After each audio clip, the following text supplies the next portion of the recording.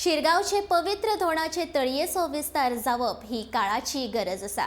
श्री लयराई देवीचे जात्रे वेळार हजारांनी धोण भक्तगण हे पवित्र तळयेन न्हातात। भक्तगणांचो आंकडो विचारांत घेतलो जाल्यार सद्याची ही तळी कमी पडटा।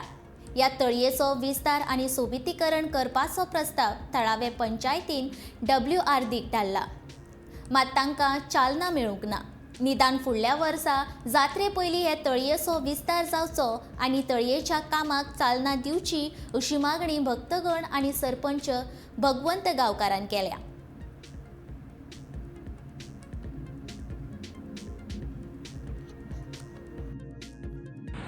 आता ही धोण तळी आसा पळय, धोण भक्तगण वाडल्या कारणान धोण ही तळी पावना।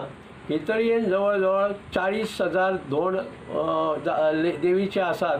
ती 40,000 धोणांची प्रत्येक धोणा बरोबर 4 मनीस येयले जाल्यार जवळ जवळ 2 लाख लोक हे तळयेन आंघोळ करतात, जावं तळयेचे हातपाय बुडोवन अशे हे करतात, सुचिरभूत जातात। तेन्ना ही तळी पावना अशें दिसलें आनी आमकां आतां गांवच्या हितूर दृश्टीन खूब लोकांनी अशी विनंती केली की तळी व्हडली जावंक जायी म्हणून। आनी हांव सरपंचय सद्या आसा, सरपंच ह्या नातान फाटलीं 2 वर्सां तळी एक्सटेंशन एंड ब्युटिफिकेशन हो प्रस्ताव तयार केलो।